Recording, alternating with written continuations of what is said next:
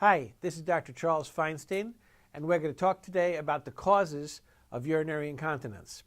There are many different causes of urinary incontinence, and that's why the treatments of urinary incontinence can be so different from one person to another. The two biggest causes of incontinence are, number one, stress incontinence, which means that you lose urine when you cough and sneeze and laugh and dance and exercise, jump up and down, when you're having relations, when you're screaming at the children, when you're screaming at your husband, or when you're doing any kind of physical activity. That's called stress incontinence. The cause for that is having children. Who has children? Everybody.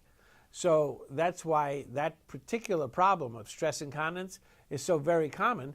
There are 30 million women with stress incontinence in America. That averages out to 1 out of every 3 women has stress incontinence. The reason for that? Very simple, having children.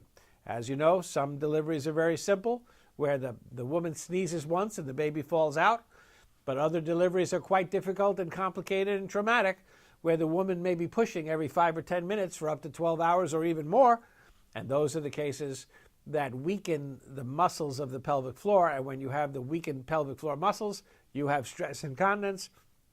Very common, extremely common. 30 million women in America suffer from that problem. The other large cause of incontinence is called overactive bladder. An overactive bladder is simply a factor of getting older and aging of the muscles, and when you have the bladder capacity in an older woman is not the same as the bladder capacity in a younger woman.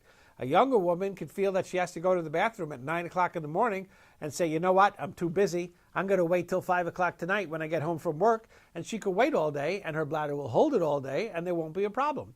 But you take a 45-year-old woman and try and do the same thing, that's not going to work, because her bladder capacity will not allow her to hold urine for 8 hours. It may not allow her to hold urine for even 2 hours or 1 hour. That's called overactive bladder.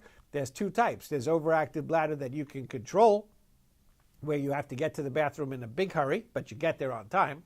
And then there's overactive bladder that you cannot control, which means that you have to go to the bathroom, but the urine leaks out before you get there because you couldn't get there fast enough. The treatment for that problem is medications and or physical therapy for the bladder. I would like to recommend that if you have more questions about urinary incontinence, you come to our website, drfeinstein.com, or you go to see the other videos on YouTube. Thank you very much. Again, this is Dr. Feinstein. Thank you for listening to our video on urinary incontinence.